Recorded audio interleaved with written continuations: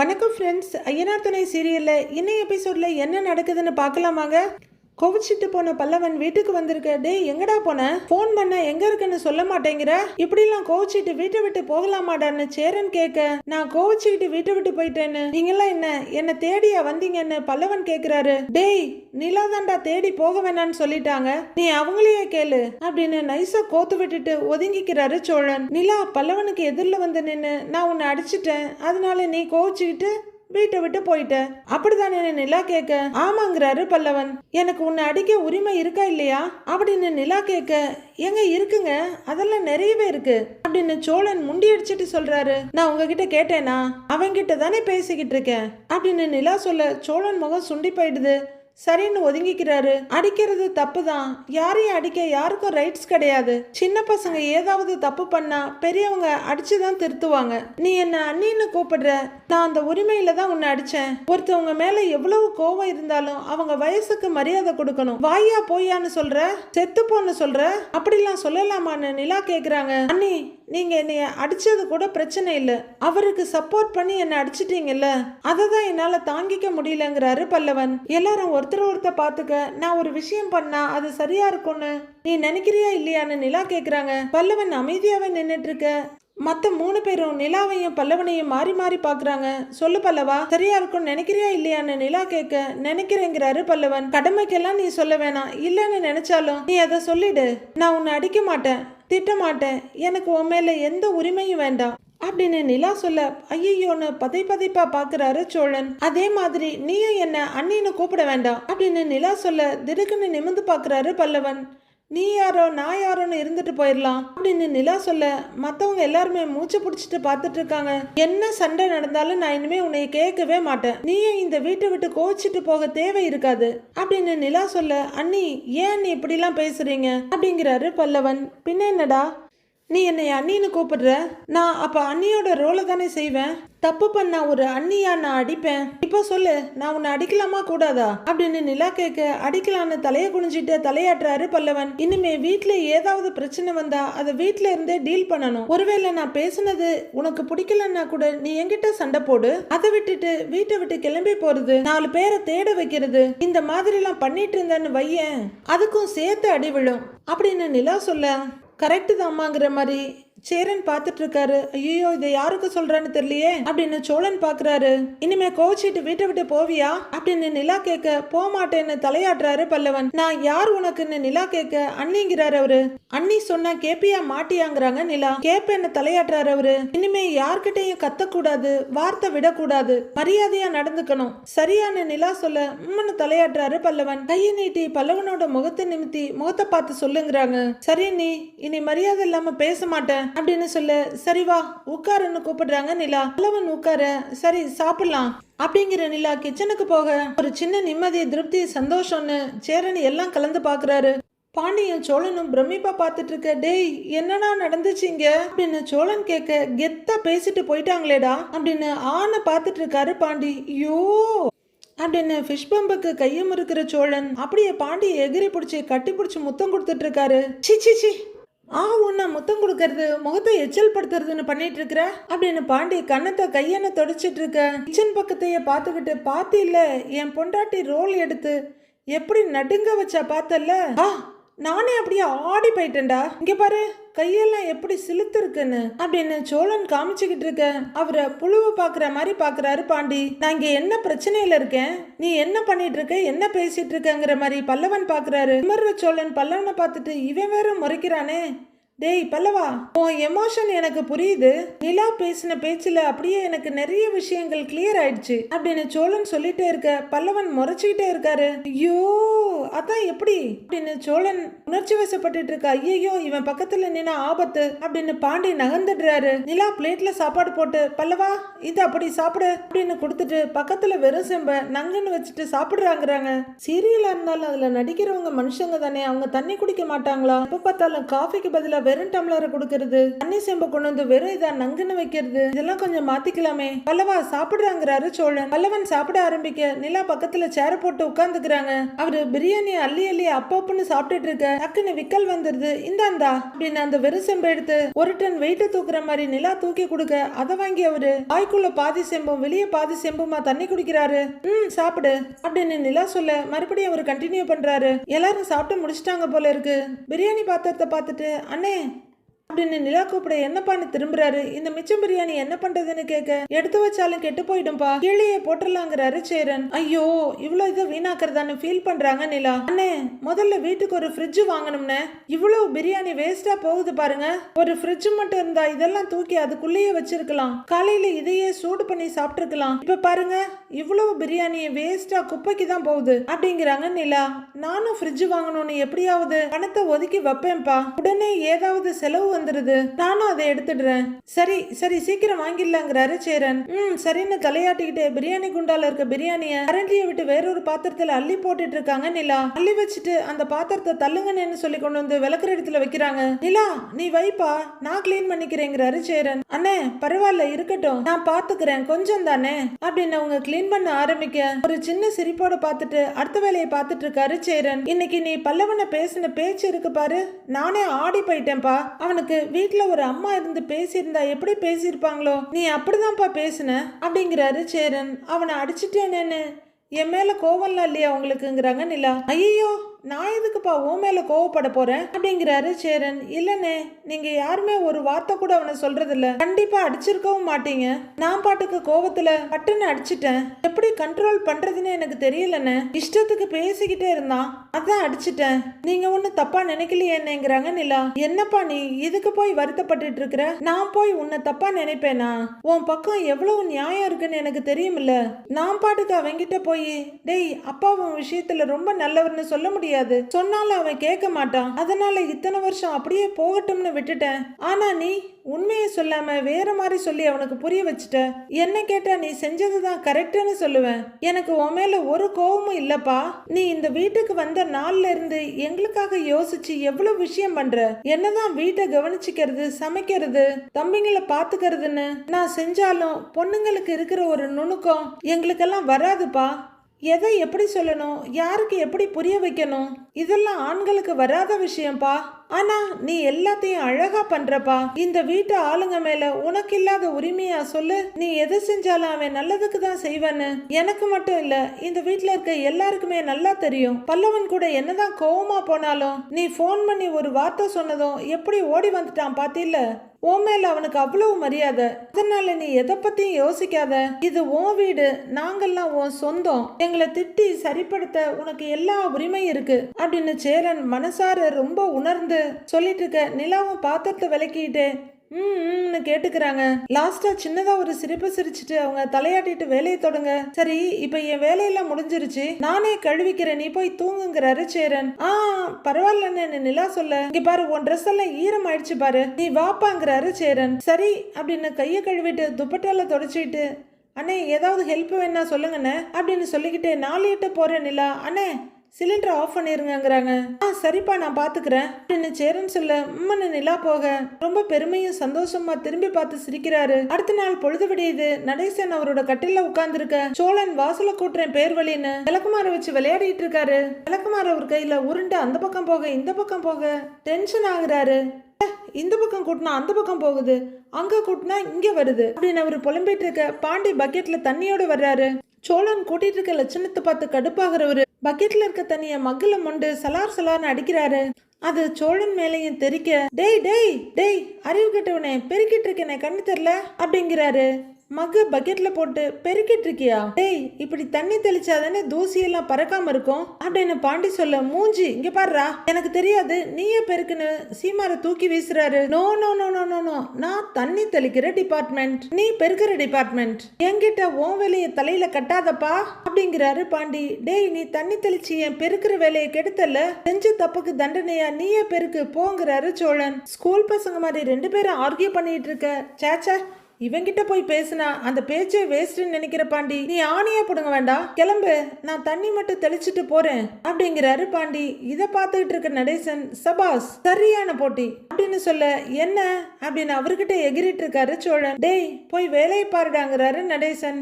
நிலா குளிச்சு முடிச்சு ரெடியாகி வெளியே வர்றவங்க, என்ன பெருக்கி தண்ணி தெளிச்சிட்டீங்களான்னு கேக்குறாங்க. தண்ணி தெளிச்சாச்சு, ஆனா சார் தான் அப்படின்னு பாண்டி இழுத்துட்டு இருக்க. டேய் அப்படின்னு சோழன் பாண்டிய மிரட்டிட்டு இருக்காரு. கீழே பாக்குற நிலா, இது என்ன தரையெல்லாம் குப்பையா இருக்கு, பெருக்காம தண்ணி தெளிச்சிட்டீங்களா என்ன அப்படின்னு நிலா கேட்க என்ன பதில் சொல்றதுன்னு தடுமாறுறாரு பாண்டி. அப்படி கேளுங்க அவனை, நான் பெருக்கிக்கிட்டு இருந்தேன், அவன் வேணும்னே வந்து தண்ணி தெளிச்சு விட்டுட்டாங்க அப்படின்னு சோழன் சொல்ல, அப்படின்னு முகத்தை சுடுமூச்சாட்டம் வச்சு கேக்குற நிலா பாண்டியன் பக்கம் திரும்ப, ஏன்டா தெளிக்கிறேன்னு கேட்டேன், அதுக்கு இவன் என்ன சொன்னான் தெரியுமா அப்படின்னு சோழன் ஆரம்பிக்க, நிலா ரெண்டு பேரையும் மாறி மாறி பாக்குறாங்க.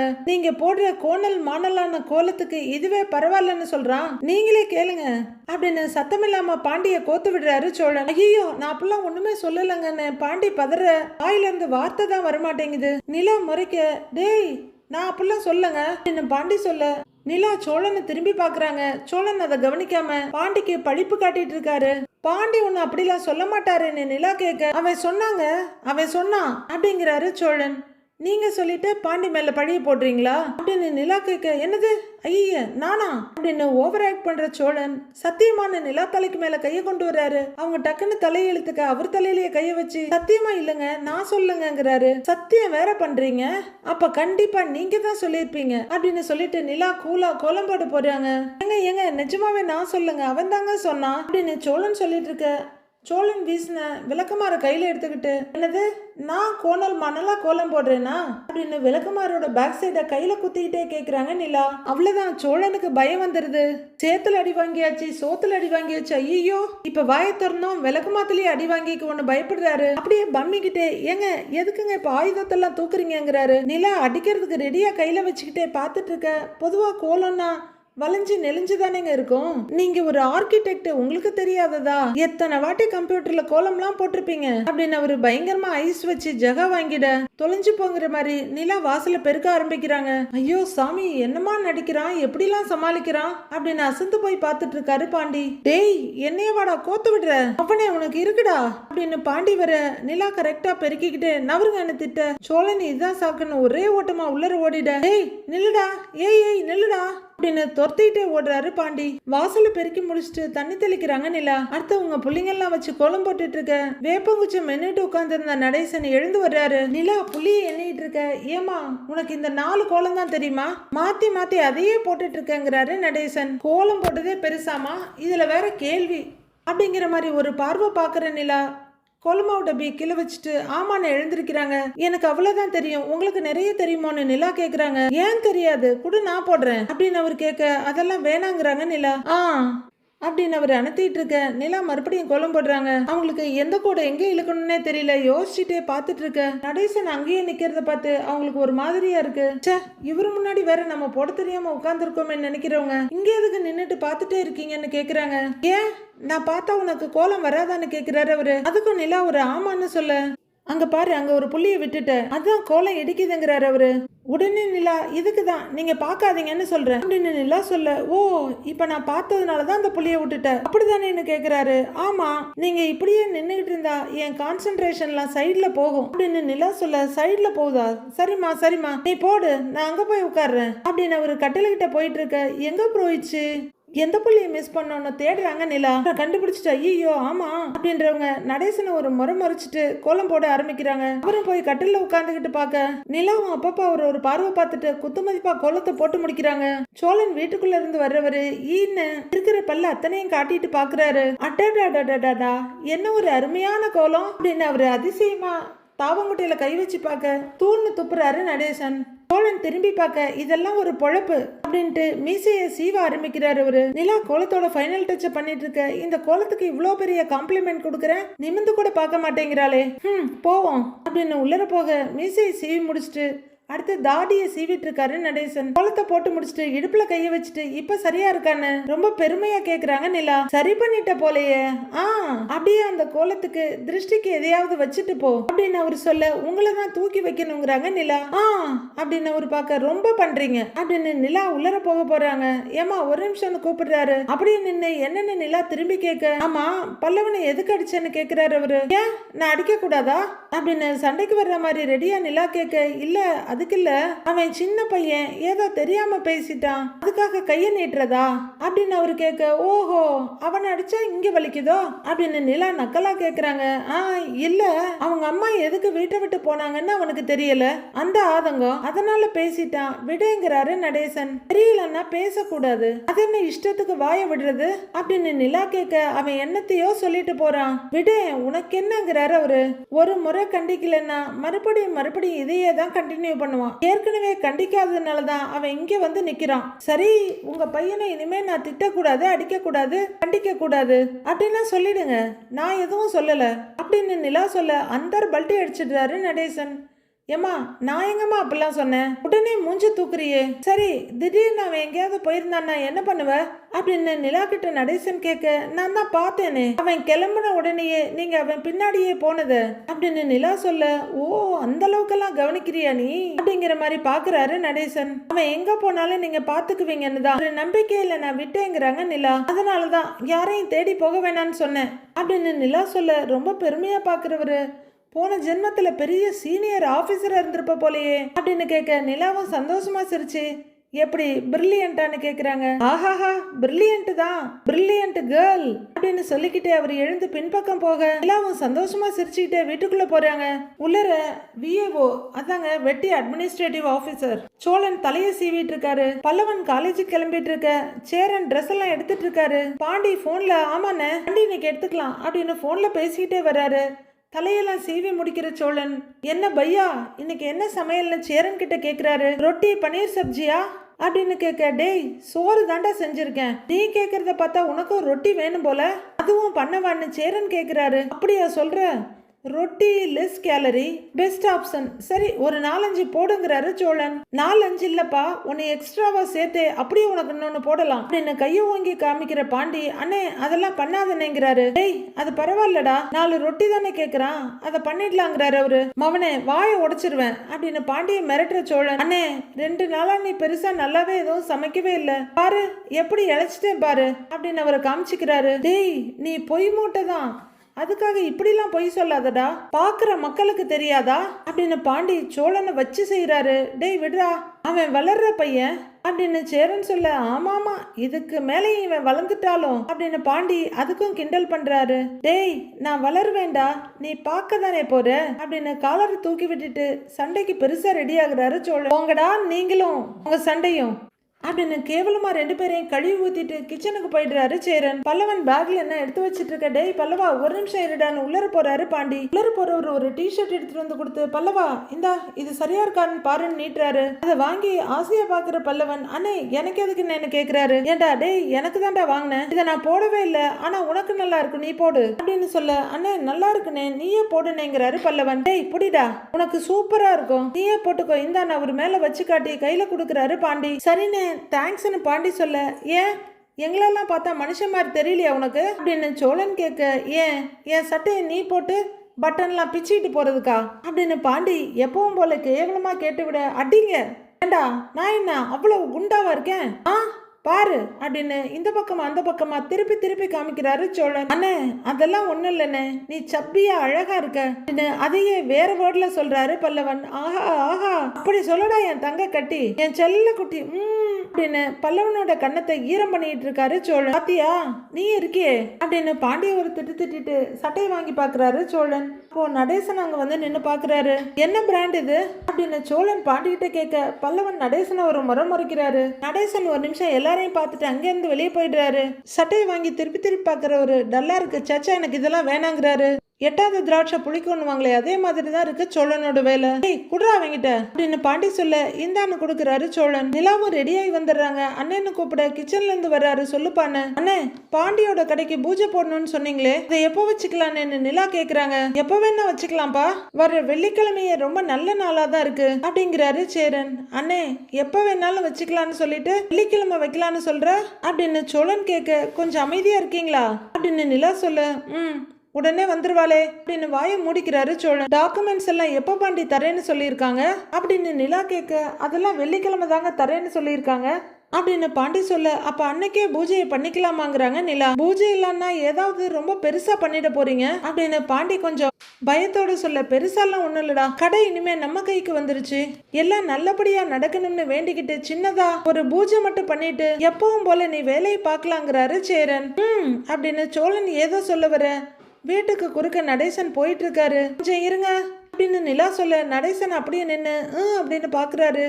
வெள்ளிக்கிழமை பூஜை இருக்கு, நீங்க வந்துருங்க அப்படின்னு நிலா சொல்ல யாராவது ஐயப்பன் கோவிலுக்கு மாலை போட்டிருக்காங்களா என்ன அப்படின்னு அவர் கேட்க அவரை ஒரு முறைக்கிறாங்க நிலா. பாண்டியோட கடை பூஜை பணம் கொடுக்கும் போது தான் வரல, பூஜைக்காச்சும் வாங்கங்கிறாங்க நிலா. நான் வந்து என்ன பண்ண போறேன் அப்படின்னு அவரு சொல்ல நீங்க தானே அப்பா, ஒரு அப்பாவா முன்னாடி வந்து நிக்க வேணாமா அப்படின்னு நிலா கேட்க கடைக்கு என் பேரை வைங்க அப்பதான் நான் வருவேங்கிறாரு அவரு. வைக்கலாம் முதல்ல நீங்க வந்து சேருங்க அப்படின்னு போயிட்டு இருக்க நடேசன் முதுகுக்கு பின்னாடி சொல்றாங்க நிலா. எல்லாரும் அமைதியா பார்த்துட்டு இருக்க அவரு போனதும் பாண்டி சோழன் பக்கம் திரும்புறாரு. டேய் கடைக்கு ஏன் பேரை வைக்கணும்டா அப்படின்னு சோழன் சொல்ல ஆமாமா வச்சிடுறேன்டா அப்படிங்கிற மாதிரி கிண்டலா பாக்குறாரு பாண்டி. பல்லவன் ஒரு மாதிரி அன்னீசியா நின்னுட்டு இருக்க பல்லவா நீ என்ன காலேஜுக்கு கிளம்பலையான்னு கேக்குறாங்க நிலா. டைம் இருக்க, நீ 8:30 தான் கிளம்பணும் போறேன்னு அளந்து பேசுறாரு பல்லவன். இன்னைக்கு என் கூட ஒரு இடத்துக்கு வா, நாம 2 பேரும் ஒரு இடத்துக்கு போயிட்டு போலாங்கிறாங்க நிலா. சோழனை ஒரு பார்வை பார்த்துட்டு எதுக்குன்னு பல்லவன் கேக்குறாரு. எதுக்குன்னு சொன்னாதான் வருவியா, போறோம் அவ்வளவுதாங்கிறாங்க நிலா. சொல்றவங்க கீழே குனிஞ்சவங்க பேக் எடுத்துட்டு அண்ணன் டைம் ஆச்சு நாங்க கிளம்புறோம் அப்படின்னு நிலா சொல்ல இருப்பா உனக்கு டிஃபன் பாக்ஸ் எடுத்துட்டு வந்துடுறேன்னு போறாரு அவரு. நிலா பேக போட்டு ரெடி ஆகுறாங்க. சோழன் நைஸா நிலா கிட்ட வந்து ஏங்கன்னு கூப்பிடுறாரு. அப்படின்னு நிலா பார்க்க அப்படி எங்கங்க போறீங்க அப்படின்னு அவர் கேட்க அதான் கிட்ட வாங்கல அப்படின்னு நிலா சொல்ல ரொம்ப ஆர்வமா அவங்க வாய்கிட்ட கொண்டு போய் காத வைக்கிறாரு. சொல்ல முடியாதுன்னு நிலா சொல்ல அதை வெளியே காட்டிக்காம தேங்க்ஸ்ன்னு சமாளிச்சு நிமிர்றவரு இதுக்கு வாயை திறக்காம இருந்திருக்கலாம் அப்படின்னு நகர்ந்து நின்னுக்கிறாரு. இந்தா ஒரு நிமிஷம் இருடா அப்படின்னு லஞ்ச கொடுக்கறவரு பணமா எடுத்து கொடுக்கறாரு. இருக்கட்டும் அவர் பாக்கெட்ல வச்சு விடுறாரு சேரன். நிலா இந்தா பானுக்கு லஞ்ச் பேக்க கொடுக்க தேங்க்யூன்னு வாங்கிக்கிறாங்க. பல்லவா வா அப்படிங்கிற நிலா வரேன்னு சொல்லிட்டு கிளம்புறாங்க. பைப்பா அப்படின்னு கையாட்டுறாரு சேரன்.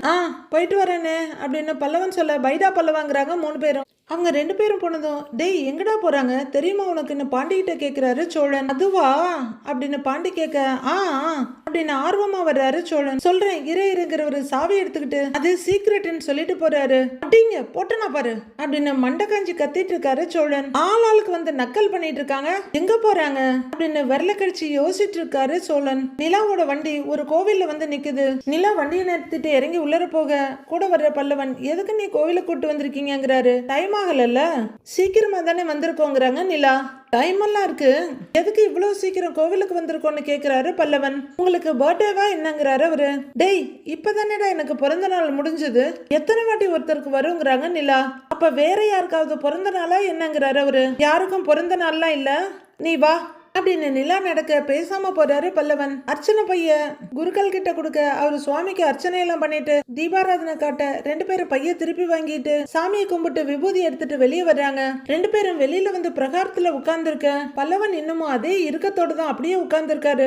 பல்லவனோட கை மேல கைய வைக்கிற நிலா பல்லவா சாரிடாங்கிறாங்க. உன்னை நான் அடிச்சிருக்க கூடாது அப்படின்னு நிலா சொல்ல பரவாயில்ல நீ விடுங்கிறாரு அவரு. நீங்க என்னை அடிக்கலாம் திட்டலாம் எல்லாத்துக்குமே உரிமை இருக்கு, ஆனா அந்த ஆளுக்கு சப்போர்ட் பண்ணி என்ன அடிச்சிட்டீங்கல்ல அதான் கொஞ்சம் வருத்தமா இருக்குங்கிறாரு. ஏன் நீ நான் தப்பு பண்ணேன்னு சொல்லி என்ன அடிச்சீங்க, அவர் பண்ணது மட்டும் சரியா நீன்னு பல்லவன் கேட்க நான் ஒண்ணு உங்ககிட்ட கேட்குவாங்கிறாங்க நிலா.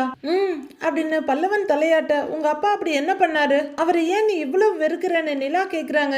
அவரை வெறுக்காம இருக்க என்ன காரணம் இருக்கு சொல்லுங்க நீ, அவரால் தான் நாங்க இவ்வளவு கஷ்டப்படுறோம். அவர் தான் சேரன் அம்மாவை கொன்னாரு, எங்க அம்மாவை துரத்தி விட்டாரு, இப்ப திரும்பவும் வந்து எங்க அம்மாவை அவர் தான் நீ துரத்தி விட்டாரு, அவரை வெறுக்காம என்ன நீ செய்ய முடியும் அப்படின்னு பல்லவன் கேட்க, உங்க அம்மாவை அவர் துரத்தி விட்டதை நீ பாத்தியான்னு கேக்குறாங்க நிலா. அன்னைக்கு நான் பார்த்தேன் நீ எங்க அம்மா கிட்ட அவரு சண்டை போட்டுட்டு இருந்தாரு. நான் மட்டும் வரலன்னா அம்மாவை கழுத்து நெரிச்சிய கொன்னு இருப்பாரு அப்படின்னு பல்லவன் சொல்ல, இல்ல பல்லவா, அவர் உங்க அம்மாவை துரத்தி எல்லாம் விடல. இவ்வளவு நாள் உங்க அம்மா உன்னை பார்க்க வரலையே, இப்படி உன்னை விட்டுட்டு போயிட்டாங்களேன்னு அவருக்கு கோவம் அப்படின்னு நிலா சொல்ல, இல்ல நீ இவர் ஒழுங்கா இருந்தா அம்மா ஏன் விட்டுட்டு போக போறாங்க? அம்மா தான் சொன்னாங்களே நீ இங்க இருந்தா உயிரோட இருக்க முடியாது, உயிருக்கு பயந்துதான் போனேன்னு அம்மா சொன்னாங்களே அப்படின்னு பல்லவன் சொல்ல, அது உங்க அம்மாவோட வெர்ஷன். இதையே நீ உங்க அப்பா கிட்ட கேட்டா அவரு வேற ஒரு கதையை சொல்லுவாரு. இப்படி ஒவ்வொருத்தங்க பாயிண்ட் ஆஃப் வியூல அவங்க நல்லவங்களா தெரியற மாதிரி ஒரு கதை இருக்கும். இதுல எது உண்மைன்னு நீ எப்படி கண்டுபிடிப்ப அப்படின்னு நிலா கேட்க,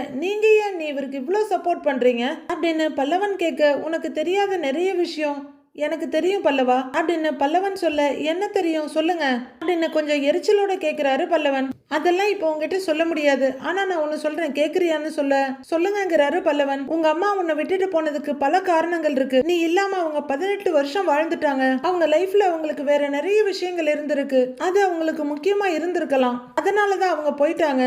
அவங்க திரும்ப நம்ம வீட்டுக்கு வரணும்னு நினைச்சா எப்ப வேணும்னாலும் வரலாம். அந்த சாய்ஸ் அவங்களோட இது. ஆனா அவங்க அதை சூஸ் பண்ணல. நீ இதை ஏத்துக்கிட்டு தான் ஆகணும் பல்லவா. நான் சொல்றது உனக்கு ஹார்ஷா இருக்கும். நம்ம அம்மா நம்மள சூஸ் பண்ணலங்கிறது கஷ்டமா தான் இருக்கும். ஆனா நம்ம யாரையும் ஃபோர்ஸ் பண்ணி என்ன விரும்புங்கன்னு சொல்ல வைக்க முடியாதுல்ல. அது அம்மாவாவே இருந்தாலும் சரி. அப்படி ஒரு நிலைமையில தான் நீ இருக்க. அவங்களுக்கு வரணும்னு விருப்பம் இருந்தா அவங்க வரட்டும், வரலன்னா விட்டுடு. அதுக்காக நீ யார்கிட்டையும் கோவிச்சுக்காத பல்லவா. நீயே யோசிச்சு பாரு. உன்னோட அம்மாவையும் உங்க அப்பா தான் கொன்னுட்டாருன்னு ஊர் முழுக்க பேசினாங்க. சொல்ல போனா நம்ம வீட்லயும் எல்லாரும் அப்படித்தானே நினைச்சாங்க. ஆனா பாரு, அவங்க உயிரோடு தான் இருந்திருக்காங்க. இப்போ இவ்வளோ நாளா 2 ஒய்ஃபையும் உங்க அப்பா தான் கொன்னுட்டாருன்னு ஊர்க்காரங்க சொல்லிட்டு இருந்தாங்க. சில நாள் நீங்களுமே சொல்லியிருக்கீங்க. இதை கேட்கும்போது அவருக்கு எவ்வளவு கஷ்டமா இருந்திருக்கும்.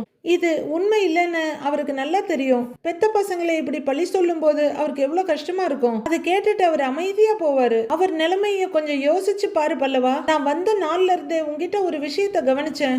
எப்பவுமே உங்ககிட்ட இல்லாததை பத்தி தான் யோசிச்சுட்டு இருக்க. இந்த வீடு ஏன் இப்படி இருக்கு? எனக்கு ஏன் நல்ல அப்பா இல்ல? என் அம்மா ஏன் கூட இல்ல? ஏன் நான் இப்படி இருக்கேன்? இந்த மாதிரி திங்கிங் தான் உனக்கு வருது. உனக்கு என்னெல்லாம் இருக்குன்னு யோசிப்பல்லவா. சரி சொல்லு, உனக்கு இருக்க மாதிரி அண்ணனுங்க யாருக்காச்சும் இருப்பாங்களா? சேர அண்ணனை பாரு, 24 மணி நேரமும் உன்னை பத்தி தான் யோசிக்கிறாரு. உனக்காக என்ன வேணா செய்ய ரெடியா இருக்காரு. அதே மாதிரி சோழன், பாண்டி எல்லாமே இருக்காங்க பல்லவா. என்ன எடுத்துக்கோ, நான் வந்து கொஞ்சம் மாசம்தான் ஆகுது. எனக்கு உன்னை அவ்வளவு பிடிச்சிருக்கு. இந்த வீட்டுல நீ என்ன கேட்டாலுமே அது கிடைக்கும். நீ என்ன கேட்டாலும் எப்படியாச்சும் செய்யணும்னு 3 அண்ணன்க இருக்காங்க. சேர அண்ணனை யோசி, அவருக்கெல்லாம் அப்படி யாருமே இல்ல. நினைச்சிருந்தா அவர் உட்காந்து ஃபீல் பண்ணிட்டு இருந்திருக்கலாம்ல. என்ன பாத்துக்க யாருமே இல்லையே, என்னோட தம்பிங்களை நான் பாத்துக்கிறேன், ஆனா என்னை யார் பாத்துக்குவாங்கன்னு ஃபீல் பண்ணிட்டு உட்கார்ந்து இருக்கலாம்ல. ஆனா அவர் ஒரு நாள் அப்படி ஃபீல் பண்ணதில்ல.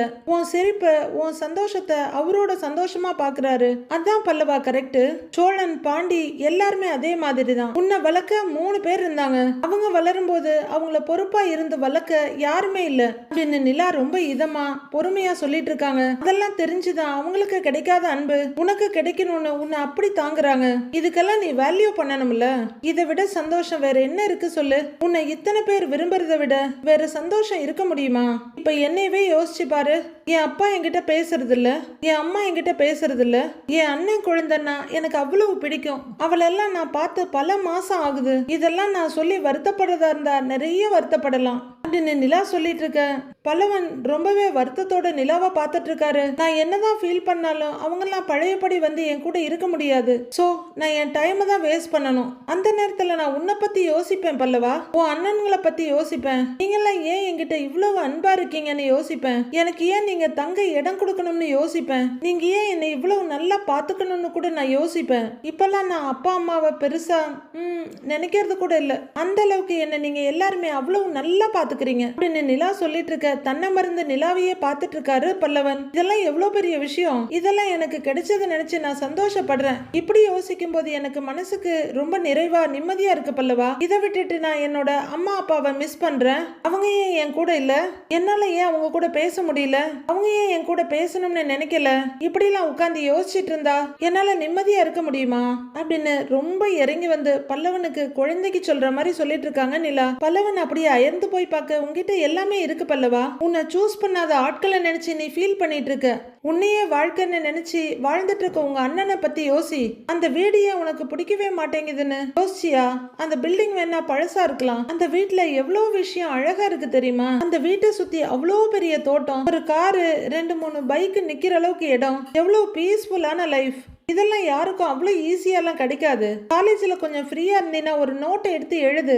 நீ இல்லைன்னு நினைக்கிறது ஒரு பக்கம், உங்ககிட்ட இருக்குன்னு நினைக்கிறது ஒரு பக்கமா எழுது. எது அதிகமா இருக்குன்னு சொல்லு அப்படின்னு நிலா சொல்ல அமைதியா கேட்டுட்டு இருந்த பல்லவன், அதெல்லாம் வேணாம் நீ, எனக்கு இப்பவே நல்லா தெரியுது இருக்குன்னு நினைக்கிறது அதிகமா இருக்குங்கிறாரு பல்லவன். அப்புறம் என்ன, இருக்கிற விஷயத்த நினைச்சு சந்தோஷமா இருடா. இல்லாத விஷயத்தெல்லாம் நினைச்சு கவலைப்படுற அளவுக்கு எல்லாம் ஒண்ணுமே நடக்கல. நீ சந்தோஷமா இருக்க நிறைய காரணங்கள் இருக்கு. இனிமே உனக்கு நிறைய நல்ல நல்ல விஷயங்கள் நடக்கும். ஒரு சூப்பரான கேர்ள் ஃப்ரெண்ட் எல்லாம் கூட வரும். லைஃப் இன்னும் கலர்ஃபுல்லா மாறும். ஹாப்பியா இருடா அப்படின்னு நிலா சொல்ல இன்னமும் முகத்துல எந்த தெளிவும் இல்லாம அப்படியே பார்த்துட்டு இருக்காரு பல்லவன். இங்க பாரு சிரி அப்படின்னு நிலா சிரிக்க பல்லவன் அதை பார்த்து சிரிக்கிறாரு. 2 பேரும் சிரிச்சுக்கிட்டே ரொம்ப நேரம் பேசுறாங்க. நிலா சொன்னது பல்லவனுக்கு மட்டும் இல்ல, பாக்குற நம்ம ஒவ்வொருத்தருக்கும் தான். எப்பவுமே இல்லாத விஷயத்துக்காக தான் நம்ம கவலைப்பட்டுட்டு இருக்கோம். இருக்க விஷயங்களை நம்ம யோசிக்க தவறிடுறோம். இது ரொம்பவே உண்மையான ஒரு விஷயம் தான். அடுத்தடுத்து என்ன நடக்க போகுதுன்னு வர எபிசோட்ல பார்க்கலாம் friends. Have a happy weekend. Thank you.